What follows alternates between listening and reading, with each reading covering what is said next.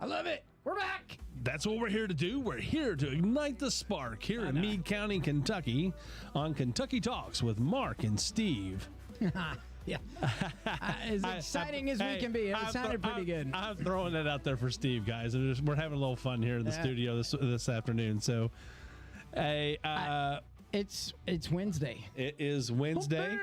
Hump day. It's time for us to get over the hump and get on down to the weekend. Yeah, I'm kind of excited about doing these on Wednesdays versus Friday. I mean, this is kind of back to where we started. If you remember, we were doing it on Wednesday, and we moved it around because of schedules and things, and we've made the decision. This is the day that we're going to do it. We might have to move it an hour here or there, but we're going to be here at 3. You can find us also on Spotify too. So, just interesting news.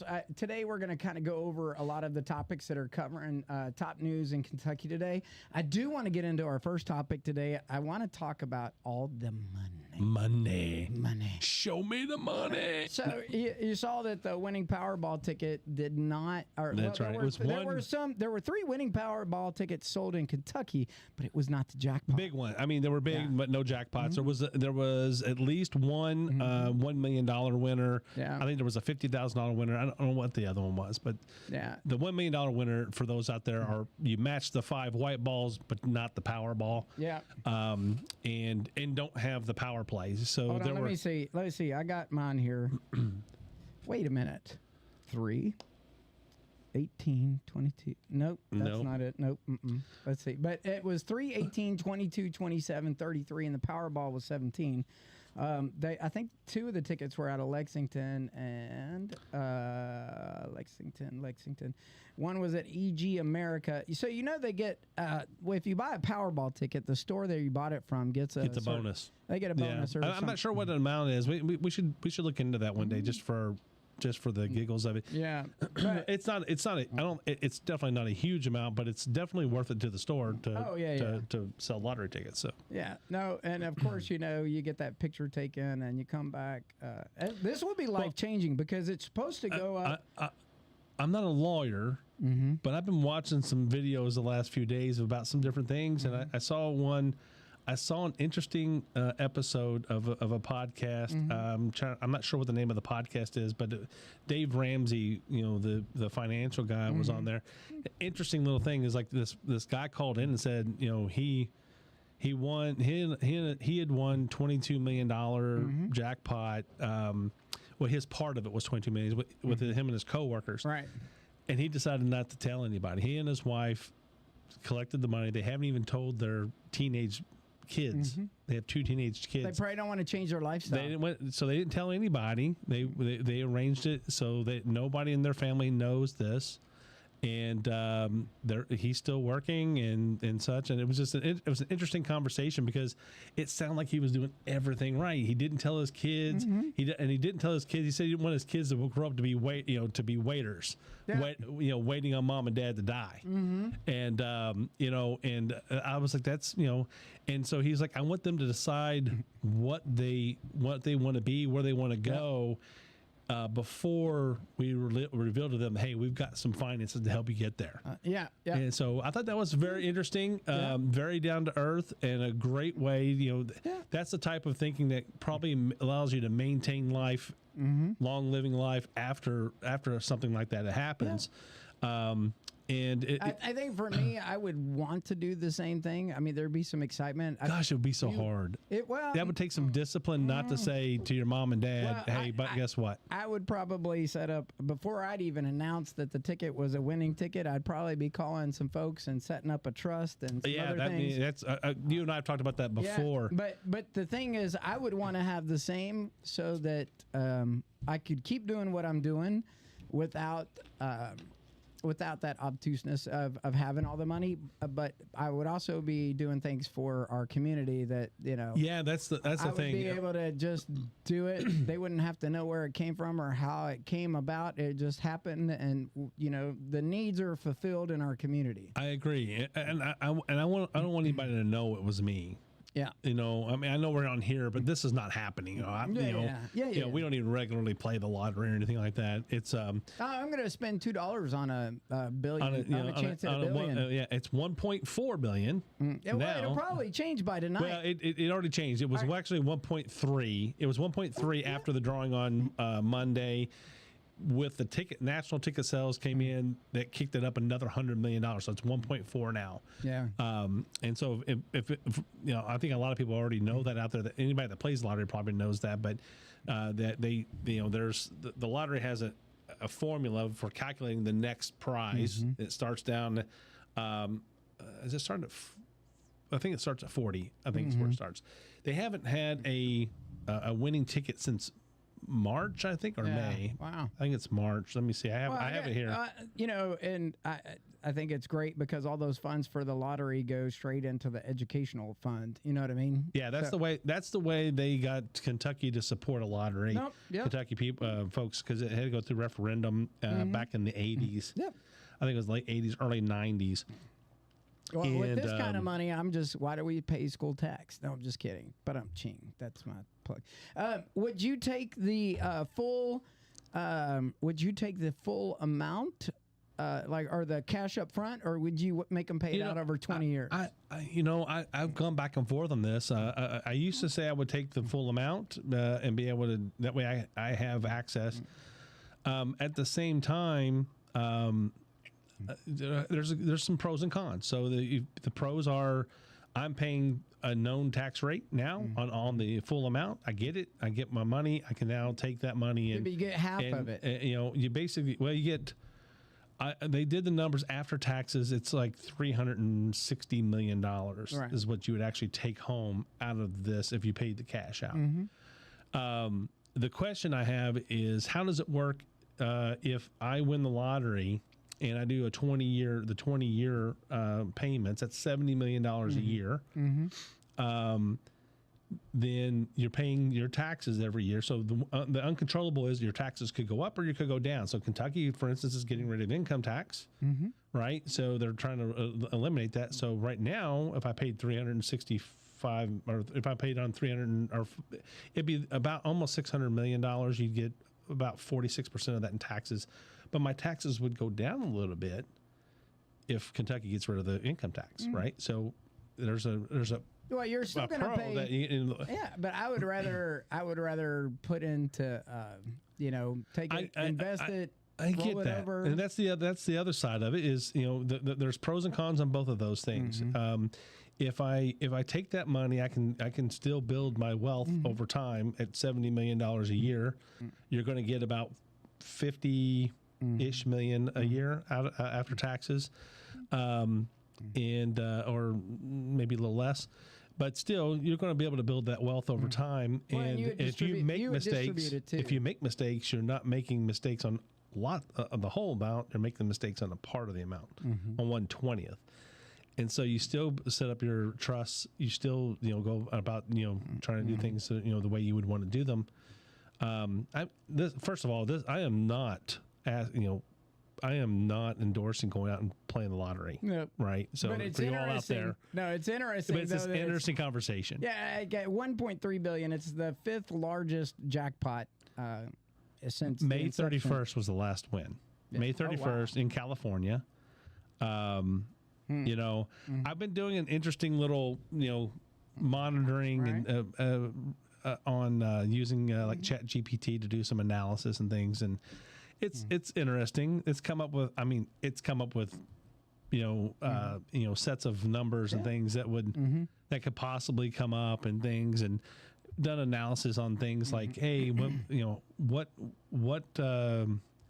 a certain Powerball comes up, what number clusters tend to follow that, using number pairs and number triplets. Yeah. Doing that kind of thing, and it's kind of fun. It's just I'm an analysis guy. I was sitting there one day and I said, "Hey, I wonder what that would look like." And it came up with good sets of numbers, and it says there's some certain clusters that do tend to, but you're like 42% of the time when this number comes up, this number comes up. You still got to put them all together. You still got to put them all together, and So it was interesting to, ChatGPT would do that. But I wonder if ChatGPT would tell us what cluster of numbers have never been called yet. That was the first thing I did is I asked it for what numbers would you suggest? Mm-hmm. And then I said, have these numbers ever come up again before? And out of the sets that they gave, one number set had come up. Okay. And the analysis is set up on the likelihood of them coming up over the next 52 or the next 52 weeks. Right. So 3 draws a week. So 156 drawings. That's how I set it up. I was just again playing with numbers. Yeah. So did you hear about a teen at a Kentucky juvenile run by the Kentucky Juvenile Justice that has actually come up missing? It's been missing since July, and they just reported it last week. Did you hear about that? I had not heard about that. That's a new. So missing teen. That's a missing teen. His name was Devon. He was last seen at a Wendy's on Fort Campbell Boulevard, July 14th. So you got to keep in mind, this kid was under the custody of the juvenile justice system. Let me see. All right.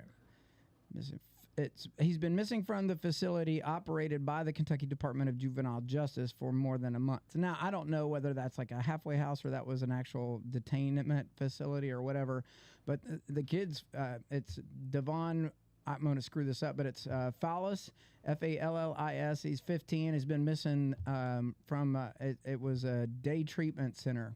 Oh, so that meant he went home in the evenings, but he was at this place there in the day. Right. But like no one reported his absence until August the 27th. That is just right. That's an odd. I mean, that's. Could you imagine? Okay, JJ Scarborough's got and JJ, don't take this the wrong way, but if that was a facility in Brandenburg and it was the Meade County Jail and they were missing a guy for 2 months, man, that would go like ballistic for that. Yeah. I mean, I know that likelihood is not going to happen. They run a tight ship over there as far as prisoner procedures and all that other stuff with all the cameras. I think there was JJ's done walkthroughs and shown people how tight it is over there. But could you imagine, what this facility is probably going through right now because of this news that's out? Yeah. If somebody just gets contraband and you see, what they go through, right? I mean, there's all the checks and balances, but if somebody goes missing, I mean, was he at the facility when he went missing, or was he? Because if it's a day, they're investigating it right now. But the whole point is that he's been missing since this date. Supposedly he's supposed to be a part of this transaction. I mean, it brings up tons of questions, about their processes and procedures. If it happened at the facility, if it happened outside the facility, you would think that if this was a court-ordered thing, a court-ordered, detention of or what have you, that it would come up a lot sooner that, hey, this person's missing from, this person hasn't been there. You would think it would, day one, somebody's calling to say, hey, is he home and in bed and sick or something, Well, so here's the thing, too, and to credit it's a Christian, it's in Christian County, but it's Christian County Day Treatment Center, and it is a day treatment center. So it offers a variety of support services to juveniles in their programs. So you probably got a troubled 15-year-old, right, is in a program, and he's included in a group or something. There's just all kinds of things that probably will come out of it. I think that they'll probably come down to this, and I say this all the time, I think that our governmental programs and workers are understaffed and overworked. Yeah. So having something like this fall through the cracks, it's no different than I'd say are probably problems with immigration. People slip through the cracks, and then they're all over the planet, Earth or planet America, and you can't find them anymore. But this is, yeah, I agree with you. So he's probably disappeared because of some contact. Scooped him up, got him out of that situation because it's a day camp. Yeah, I mean, it's quite possible. Who knows? But the thing is that when you start as a society, when we say, hey, governor or government, Kentucky government or local government or federal government, and you start taking on these roles, and you start taking on responsibility for people's behaviors and things, and you try to change their behaviors.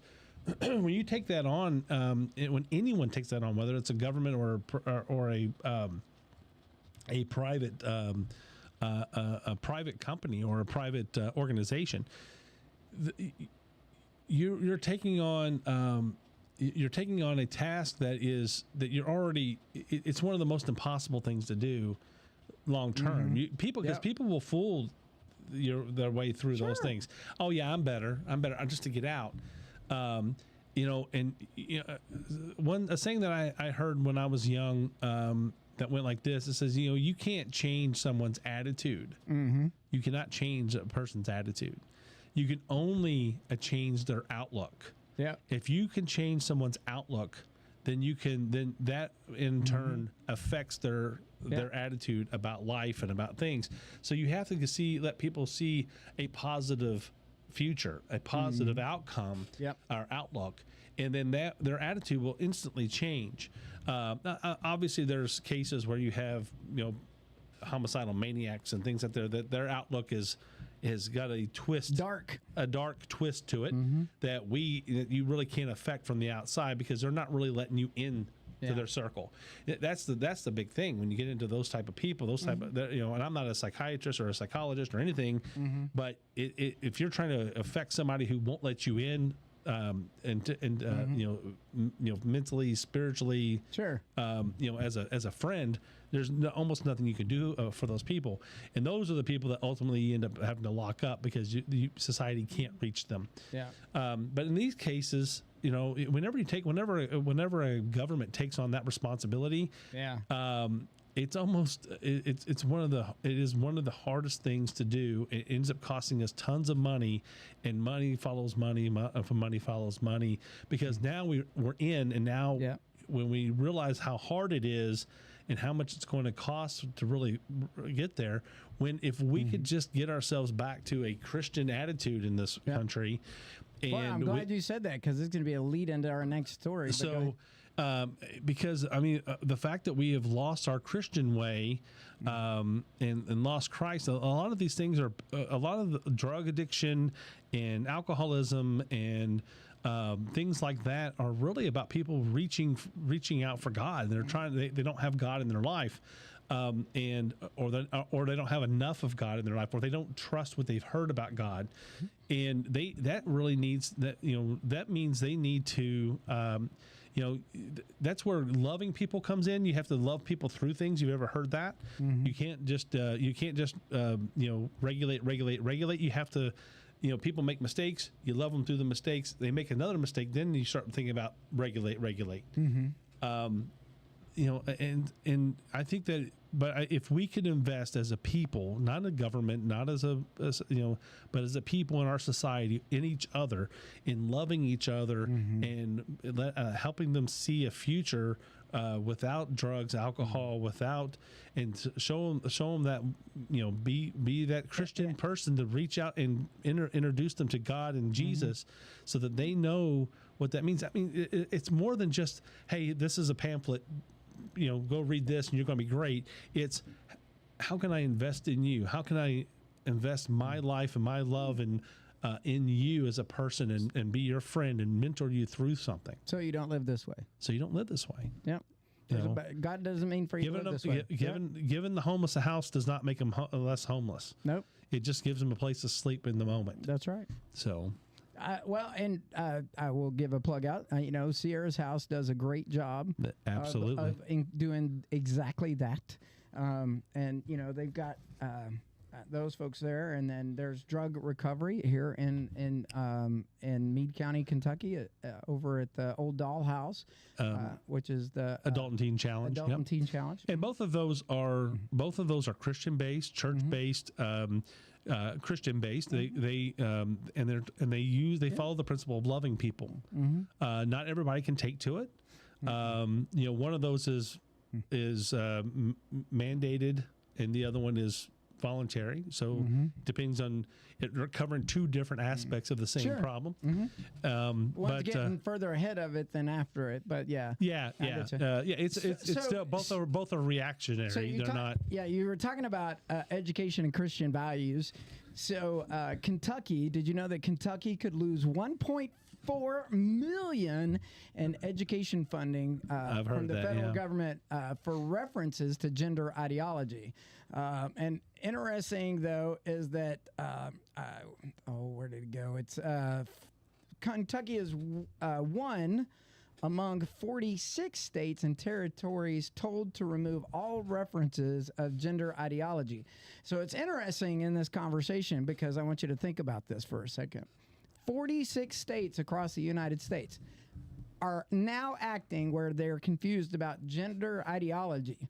That's where we've come to because everybody said how we thought a man is a man and a woman is a woman is wrong. And we all converted to think something differently. Now we've got somebody that obviously following, the science, which is a male is a male, a female is female. And biblically, it also states the same thing. We could go into all of that, but I'm not going to debate what the right is. But now we've got the government that's saying, don't do that. And we're all going to react and get our funding back. It happened the same way before when we tried to convince them and you would get your funding held. Well, now we're holding your funding if you don't go back to being boys' bathrooms, girl bathrooms, and all that other stuff. Essentially, that's the nutshell. But I mean, that does tie right into what we were talking about because a lot of that is, again, people searching for God in their life and not necessarily, and I don't want to. Or they're searching for the. They're searching for some justification. Everybody's searching for something, right? We as Christians believe that you're searching for God, right? And that those people who are lost are searching for God, and they're reaching out in other ways in order to do that. And that's why it angers them so much when Christians, I mean, nothing angers a non-Christian in a situation more than a Christian who just loves them. Yeah. Because it makes them, non-Christians don't like to be around Christians because, especially a Christian who's, it's amazing because it doesn't seem like that bothers them to be around Christians who are imposing their will on them, but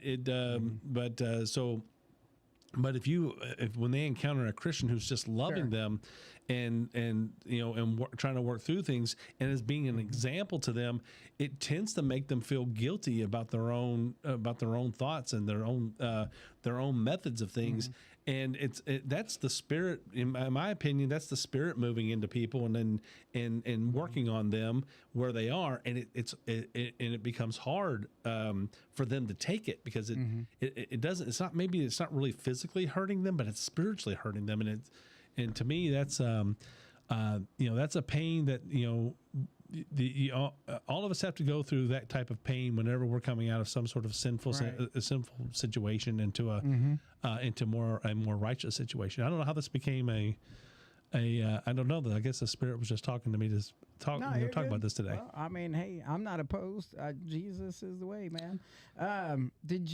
So my thoughts are simple, right? And just take a step back if you're listening. Just take a step back for a second. Okay. We got to where we are over many years to accommodate those who can't figure it out, right? We were restricted and prohibited for sharing our Christian values in the school place. There's parents, you got cycles of parents and everything else. We've got Z-Gen, you got the boomers still, they're kicking it. I love my boomers. I got uncles and aunts, and they're all boomers. And I work with boomers. It's all great. I love my. boomers. We're just outside of the boomer. We are very early in Gen X. Oh, we are totally Gen X. But we are early in Gen X. We I are. mean, 1962 is basically the I think that's the acknowledged cutoff between boomers and So we're 7-8 years into the Gen X. So. Anyway, but we grew up with Atari Pong and Commodore 64. We've been part of every change in technology all along the way. We've also and computer technology probably, but not technology. Technology goes back to the beginning of time. I totally don't disagree with that. Yeah. just good point. Yeah, I'm just saying. You know, Digital technology there you is go. Thank you. we have seen it all basically. The channel, up to 3 now. channels on a television set in black and white, and don't let it fall off the TV to tray. 1,000 channels and endless amount of content on Facebook and YouTube and all that stuff is. But anyway, my point is that Could you imagine what it would have been like when we were kids if that was a thing? If Facebook and or YouTube, I don't care much for Facebook anymore, but YouTube, if that was the educational capabilities of YouTube are just insane. I mean, a lot of people don't like YouTube because of the other videos it shows, but if you get into it and look at just for the educational purposes, you can find out how to do anything on YouTube. Somebody's making a video about it. Well, Liam learned about every kind of dinosaur that's ever been made. You know what I mean? Yeah. There's a lot of folks that spend a lot of time creating very good content. There's also bad actors. That's why parents need to be involved. But back to my must be safe. Yes, must keep them safe. Back to my male and female point, though. It took time to get to this point where we've all said, why are we doing this? Now we're saying it, and now we're going back to what was. We've seen cyclics occur through all generations is what I'm basically trying to throw out. So what was once will be again. You see it now. Our Z generations love the eclectic. They like touching records again. They like the cassette tape. They like the nostalgia of some of what we had. My own niece came into town and she's using a flip phone, and that's fantastic because they don't want to be consumed by all the technology. And I get it because I'm overwhelmed by it. I get every day there's 5 different platforms I've got to go to look at, and it's a lot. And I honestly just wish I could just plug it in and then, do it, have my brain working. But we can only function so much. Yep. So it's interesting what they're going to do. I think it won't take long. We'll change. Kentucky will change. The education system in Kentucky will probably modify, or otherwise they'll just say bye-bye to the $1.4 million, and you'll just depend on lottery tickets to keep the schools going. I don't know. Yeah, I think that that $1.4 million, really in the grand scheme of things, it's not a ton of money. Nope. When you're splitting it up amongst all 120 school districts plus. It's a check. Yeah, it's like it's a check. It's like it's a check, as in like hockey check. And so it's like and only certain school systems are actually dealing with this. Yeah. So we'll see how it turns out, but I think that they will conform ultimately because in school the thing is that you have to think about this. Did people just become this, or did school teach this to people? Did society create an experiment to see how far a ride they can get people to go on one subject or another? And that goes for both liberal and conservative things, right? It's we can get pushed as conservatives. We can get pushed further and further to the right with some of this, and at the same time, the left is pushing more or further and further to the left. Right. Which is why the Republican Party has grown so immensely under since Donald Trump took over or became president the first time, is because people that were left in the middle, that were left behind by these sides that were pushing further and further out. Right. Came back to a middle ground, and they said, "Oh, well, here's somebody we can." That Donald Trump is showing us, hey, the middle has a home over here, and it can be heard, and that's why you've had the Tulsi Gabbards and the many others that have come over to the Republican Party, Elon Musk and them, because they can feel that they can be expressive. We are the bastions of free speech. Yeah. 50 years ago when I was a kid, the Republican Party was probably not considered a free speech. Really and truly, I don't think either party was considered a free speech bastion back in the 60s and 70s. I think they were really rebelling against everybody and looking for that middle ground. And they thought they found that in the Democratic Party for 40 years, but that nothing ever changed. And so now they've moved over to the Republican Party, where freedom is we can have freedoms. And it's a little bit more open to the freedoms of freedom of the press, freedom of religion. We're talking more about freedom on our side of the aisle now than the left is. Yeah. And the left is about how do we contain and control people, and we're more about, hey, how do we open things up, let people do what they want to do. and still maintain a society. Yep. So, quick question: did you know that they are doing a change of venue for the Kentucky prosecutors are asking for a change of venue in Letcher County for the judge shooting that sheriff that came in and shot the judge? I had heard that. Mickey Steins. Mickey Steins was the sheriff, I believe. Former Letcher County sheriff. What was the governor or the judge's name there? That's a sad case. If you all haven't seen some of the videos and stuff on YouTube that's covering this, just go out and check some of this out. It's Judge Kevin Mullins on September 9th. Mullins, it's at Mullins Chambers. The shooting and the minutes before. It was captured on a video. Yeah, the video. He walks in. He says something to him. He pulls his gun out and he's aiming it at him. And this is all about a giant sex ring that was going on there, where they were allegedly the judge, the jailer, some other, maybe some deputies and things. They were having like these sex parties supposedly having sex parties with some of the inmates, and they were keeping people these ladies in a perpetual. They were keeping them in a perpetual, state of flux between jail and home, and giving if you do these things for me or to me or with me and my friends, then I will I'll give you a lighter sentence and blah blah blah.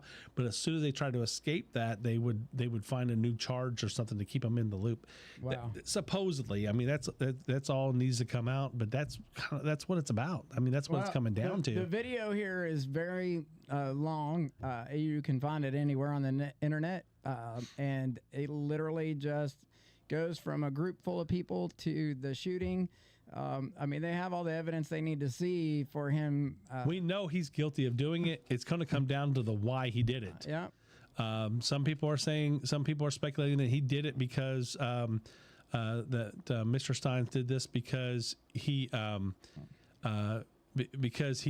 was. It's like they were trying to put it on him, and he was like, "No, this was coming out is what happened, right?" And so he was like, there was this group of people. It's almost like a Walking Tall movie. It really is. Wow. It really is. I mean, that's a good example for those people that were dating ourselves a little bit from when we're talking back in the 1970s, early 80s. Well, they came out with the newer one. The newer ones are out there with The Rock and everything, but the older ones, this is probably a little bit closer to the older ones because the newer ones a little bit more.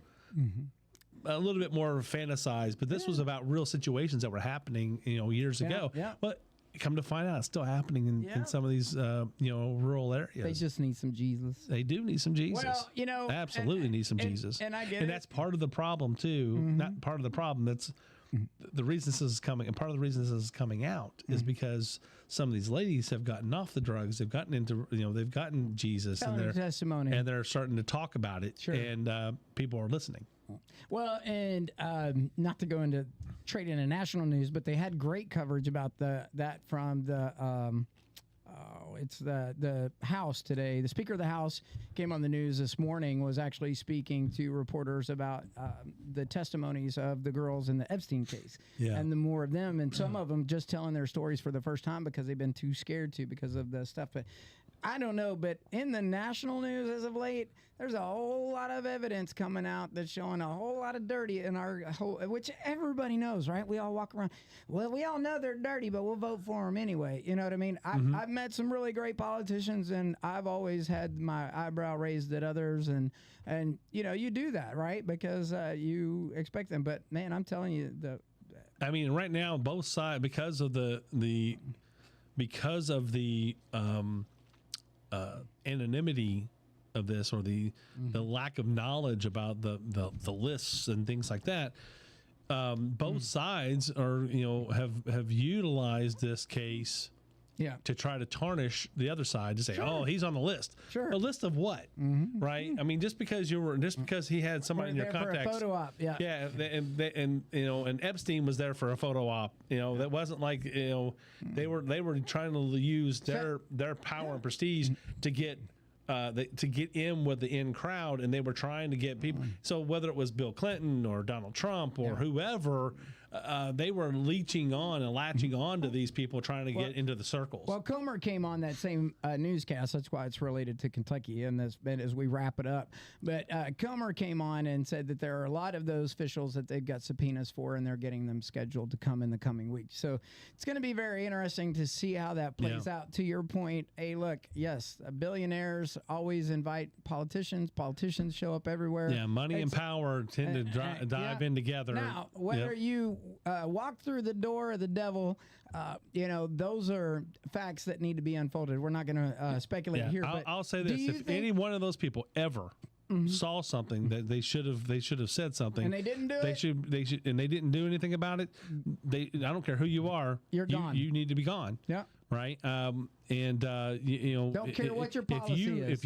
If you had knowledge that this was going on with these young ladies, and whether you knew that they were whether you even knew that they were of legal age or not, there was some stuff going on. So my final question for you, Mark, do you think that he was based on there's a lot of data about him and Jerusalem and that whole region of the country and stuff as potentially being a spy. And using all of this other stuff based on his money and resources. Did you ever talking about Epstein? Epstein. Did you ever? So I think that Epstein was using. I think Epstein was using it for blackmail. He was trying to get people to blackmail them. He had his own fetishes and things that drove this behavior. But I think he tried to pull people into that behavior and then use that to gain gain more power and control. To me, it's all espionage. I honestly think. Whether it's country to country espionage or if it's political espionage or if it's whatever it is, it was all underhanded. In a game of chess with physical players, the queen got killed. Bottom line. But the king is still in play. I've got one more subject. Go ahead. If we got just to take a couple minutes. So here recently, there's been a lot of talk out of Alberta, Canada, Saskatchewan, and British Columbia, and now I heard the Yukon region of Canada. So Alberta is driving a referendum that could come up in the next election or something like that to become independent away from Canada. What? So, and it looks like Saskatchewan is right now. They're talking about there's 45% of the people right now would vote to leave Canada, and then so in Alberta there's 33% people who said they would leave, and another 33% ish that are saying that they're leaning towards voting to leave. In Canada, those are territories, right? Yeah. So Alberta is they're provinces. So you have the Alberta provinces where all the oil is and those natural resources. I just do some looking at it the next couple of weeks, next week or so. Maybe we'll have another discussion on this. But it's interesting because we talked about the 51st state and blah blah blah. Well, I know beginning Friday, Premier Danielle Smith's United Conservative Government is officially lowering the required threshold for citizens to initiate a provinces, not territories. Province, yeah. Yeah, province-wide referendum, including on separation. Yes. So that referendum, and it supposedly takes place this Friday. So that means that they're lowering the threshold. It was like they had to have 600,000 signatures before. Now it's going to be like 150,000 or 200,000 or something like that. If that were true, then they could. Do you think that they would want to join the United States? That would be funny, right between Alaska and the Yukon. Because that's the question that would bring up. They want to secede from Canada. They want to separate from Canada. The thing is would the United States bring them in? That's another question. They would possibly want to try to stay independent. They are a very oil-rich region, they've been suffocated by Ottawa, which is the capital.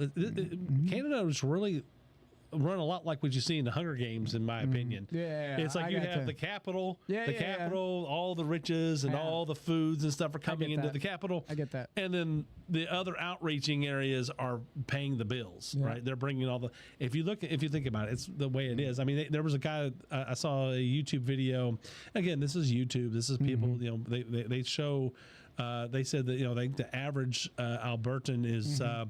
paying about $6,000 or $6,500 Sure. in taxes or whatever, and money going out to. I guess it's $6,000 plus Yeah. dollars going out to Ottawa. Mm-hmm. And they're only pulling in something like $3,000 or like $4,000 back in for roads and things like that. And then over in the Capitol, it's like I think it's like $2,000 or $3,000 going pulling from the average person, the average per person being pulled into the government, and they're taking like $9,000 out. Wow. And so it's like if that's true, that's Hunger Games type stuff right there. Yeah. Absolutely. So I got it. So anyway, Sharpen your arrows. I would be interested to hear from who was that lady that came down here? Katie, Kate? Is it Kate or Katie that came down from the CBC? Mm-hmm. To talk about that. Gotcha. Yeah, I'd be interested to hear from what she's DC. saying about that. I've got to follow up with her this week because when I go to DC in October, I got to catch up with her. But anyway, my brother from another mother. Hey, man. It's another week's show. Top news in Kentucky, right here at Kentucky Talks Podcast, right here from your hometown, Brandenburg and Meade County. All the news that's in news across the state of Kentucky. That's right. The Commonwealth Hey, this is a conversation about anything and everything. in Kentucky. Let us know what you want to talk about. See you Take next care. time.